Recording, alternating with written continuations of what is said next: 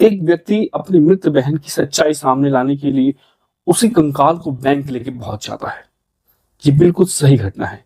हम बात कर रहे हैं उड़ीसा के मल्लीपासी गांव की, जहां पर एक जीतू मुंडा नाम का व्यक्ति रहता था और उसकी बहन, जिसकी मृत्यु अभी विगत 2 से 3 महीने पहले हुई थी, उसके अकाउंट में जमा 19,300 रुपए निकालने के लिए महीनों से चक्कर लगा रहा था।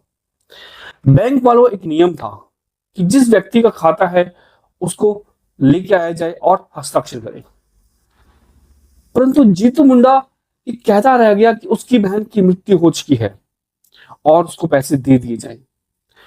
उसके 2 से 3 महीने के चक्कर ने बैंक वालों को झुला दिया था।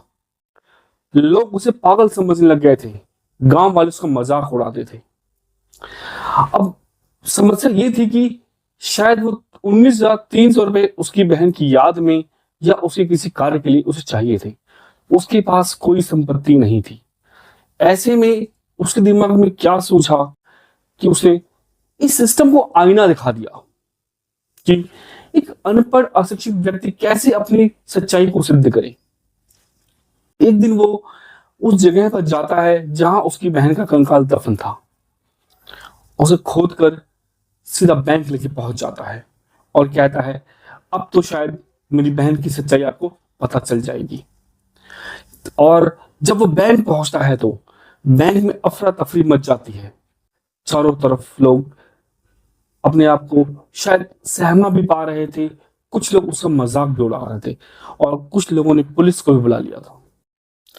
यहाँ व्यवस्था शर्मसार हो रही थी और मानवता टूट चुकी थी कि एक व्यक्ति को मात्र अपने 19,300 रुपए निकालने के लिए अपनी मृत बहन, शायद 2 महीने पहले ये शरीर उसकी ममता, उसकी दुलार, उसके प्यार का एक जीता जागता सबूत था, आज उसकी बाहों में मतलब मृत पड़ी है, उसकी सांसें नहीं चल रही, केवल कंकाल है।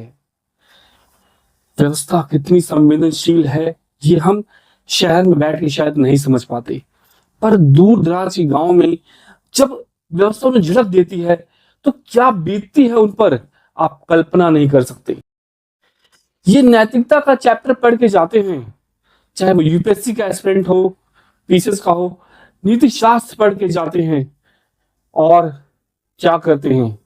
जो बैंक की बात नहीं है, ये पूरी व्यवस्था की बात है, पूरे प्रशासन की बात है, जहां एक आम आदमी को शून्य मान लिया जाता है, उसके दर्द को, उसके कष्ट को नकार दिया जाता है। कभी सोचा है इस लोकतंत्र से, इस कल्याण